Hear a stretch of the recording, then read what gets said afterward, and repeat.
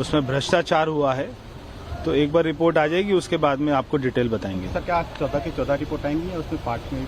अभी हमें कैसे पता भाई। Thank you. लूटा गया है, टैक्स पेयर को लूटा गया है, कितना भारी उसमें भ्रष्टाचार। तो आम आदमी की कट्टर ईमानदारी वाली जो छवि है उस पर चोट करने के लिए, उस पर प्रहार करने के लिए सीएजी की रिपोर्ट है वो सामने आने वाली है। प्रवेश वर्मा ये जरूर कह रहे हैं कि अभी कुछ नहीं, रिपोर्ट पेश हो जाने दीजिए, उसके बाद सब कुछ पता चल पाएगा। एक छोटी सी रिपोर्ट दिखाते हैं।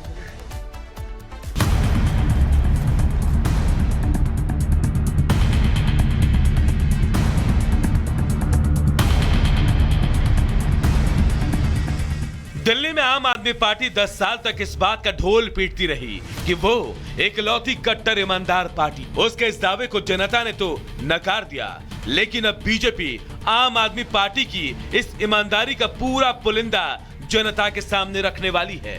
मुश्किलें बढ़ने वाली है। इनकी सरकार में जो भ्रष्टाचार हुआ है उस भ्रष्टाचार उजागर होगा और सीएजी की रिपोर्ट के बाद जांच चालू हो जाएगी और मुझे लगता है कि इनके आधे से ज्यादा पूर्व मंत्री जेल जाएंगे। दिल्ली चुनाव के परिणाम के दिन ही पीएम मोदी ने साफ कर दिया था कि पहले ही विधानसभा सत्र में कैग रिपोर्ट सामने लाई जाएगी। उसी लाइन को सीएम रेखा सरकार आगे बढ़ा रही है, जो आम आदमी पार्टी के नेताओं की टेंशन बढ़ा रही है। भ्रष्टाचार को, अपनी कारगुजारियों को बाबा साहब के पीछे, हमारे शहीद भगत सिंह जी के पीछे छिपाने का ये इनका प्रपंच है। जो सरकार के हेड हैं, क्या उनकी तस्वीर नहीं लगनी चाहिए? कमरा दिल्ली की मुख्यमंत्री का है और हमने सरकार के हेड के नाते उनको स्थान दिया है और इनकी बातों का जवाब देना मेरा काम नहीं है। मैं जनता के प्रति जवाबदेह हूँ। बीजेपी का कहना है कि 11 सालों तक आम आदमी की सरकार होने का दावा करते हुए आप नेताओं ने दिल्ली वासियों के साथ धोखा किया, लेकिन अब समय पाई पाई का हिसाब लेने का है। Bureau report, Republic Bharat.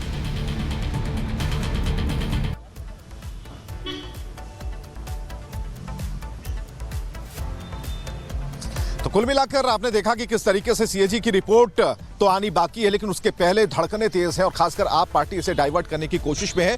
बराबर कह रही है, दोहरा रही है कि सीएजी की रिपोर्ट तो हमने पहले ही पेश कर दी थी, अब नया क्या कुछ पेश होने वाला, क्योंकि ये जो चीजें हो रही हैं ये होती हैं, एक प्रोसेस का हिस्सा है। लेकिन बीजेपी प्रदेश अध्यक्ष वीरेंद्र सचदेवा ने क्या कहा है सीएजी की रिपोर्ट पेश होने से पहले, देखिए। सीएजी की रिपोर्ट आम आदमी पार्टी के काले कारनामों का चिट्ठा है और ये हमने चुनाव में दिल्ली की जनता से वादा किया था कि जिसने भ्रष्टाचार किया है उसको जवाब देना पड़ेगा। तो आज हम उम्मीद करते हैं कि माननीय उपराज्यपाल जी के भाषण के बाद सीएजी की रिपोर्ट पटल पर आएगी तो जितने भी इनके काले कारनामे हैं वो दिल्ली की जनता के सामने आएंगे।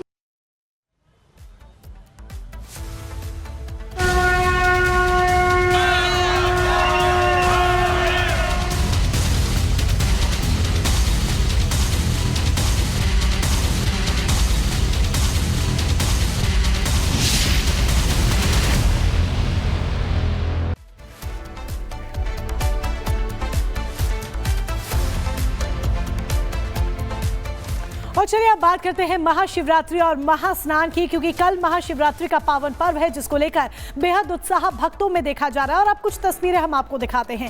ये तस्वीरों के जरिए आपको नजर आएगा कि किस तरीके से भक्तों में जोश है, उत्साह है। 10 तस्वीरें आपके सामने हैं और भक्त सिर्फ आम जनमानसी नहीं बल्कि हर आम खास महाकुंभ पहुंच रहा है। महाकुंभ में सितारे भी पहुंच रहे हैं और पवित्र गंगा में स्नान कर, पवित्र त्रिवेणी में स्नान कर अपने आप को धन्य महसूस कर रहे हैं। कैटरीना कैफ, सोनाली बेंद्रे, रवीना टंडन, अक्षय कुमार, अनुपम खेर, रेमो डिसूजा, संजय मिश्रा, सपना चौधरी, राजकुमार राव, अदा शर्मा, ये वो फिल्मी सितारे जो कि महाकुंभ में पहुंचे। और सिर्फ ये 10 फिल्मी सितारे ही नहीं बल्कि इसके अलावा भी लगातार फिल्मी सितारों का तांता लगा हुआ है। बल्कि न सिर्फ फिल्मी सितारे बल्कि क्रिकेटर्स का भी तांता लगा हुआ है। लगातार एक एक कर हर वीआईपी महाकुंभ पहुंच रहा है ताकि पवित्र त्रिवेणी में आस्था की डुबकी लगा सके। क्योंकि ये वो एक रिपोर्ट हम आपको यहां दिखाते हैं कि किस तरीके से हर आम खास महाकुंभ में डुबकी लगा रहा है।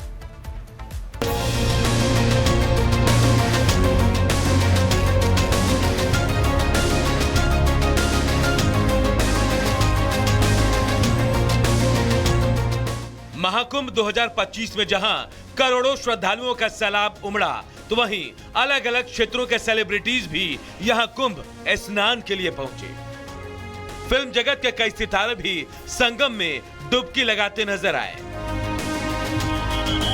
महाकुंभ में बॉलीवुड के खिलाड़ी कहे जाने वाले अक्षय कुमार भी पहुंचे। उन्होंने संगम में आस्था की डुबकी लगाई। तो वहीं बॉलीवुड की मशहूर कैटरीना कैफ भी संगम में स्नान करती दिखी।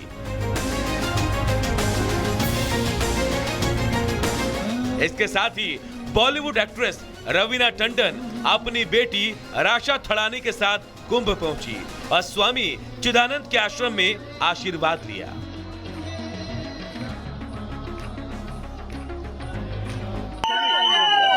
बहुत ही मजा आया, बहुत बढ़िया इंतजाम है, बहुत अच्छी तरह मतलब हम यहाँ के सीएम साहब योगी साहब का बहुत बहुत धन्यवाद करते हैं कि इतना अच्छा इंतजाम कर रखा है। मुझे अभी भी याद है 2019 में जब पिछला कुंभ हुआ था तो लोग गठरी लेके आते थे।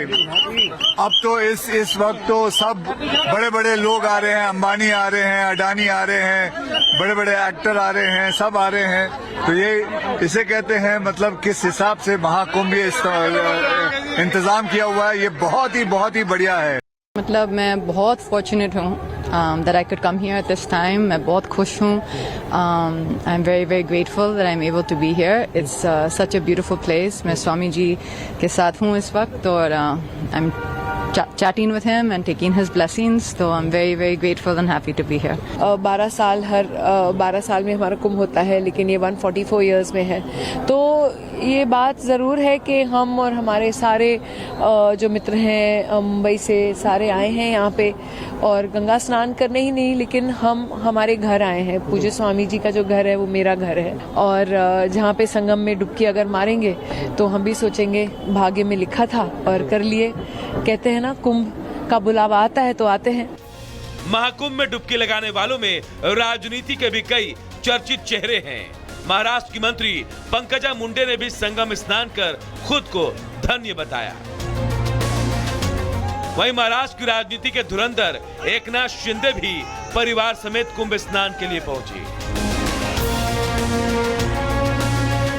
क्रिकेटर ईशांत शर्मा ने महाकुंभ समागम का हिस्सा बनने के लिए ईश्वर का आभार जताया। वो महाकुंभ में बिखरे आध्यात्मिक हवाओं और लाखों करोड़ों लोगों को कुंभ स्नान करते देखकर अभिभूत दिखे। 144 साल बाद बने इस दुर्लभ संयोग को कोई भी छोड़ना नहीं चाहता। मुख्य चुनाव आयुक्त ने भी परिवार के साथ संगम में डुबकी लगाई। आस्था ऐसी अपार है जिसके सामने हर परेशानी छोटी है, हर मुश्किल आसान है। श्रद्धालुओं का यह हुजूम तब है जब महाकुंभ समापन की ओर है। कोई भी इस मौके को गंवाना नहीं चाहता, क्योंकि अब से 144 साल बाद ही ऐसा अवसर आएगा और इसीलिए श्रद्धालुओं का तांता लगा हुआ है। महाकुंभ से जुड़ी आस्था हर तबके, हर समुदाय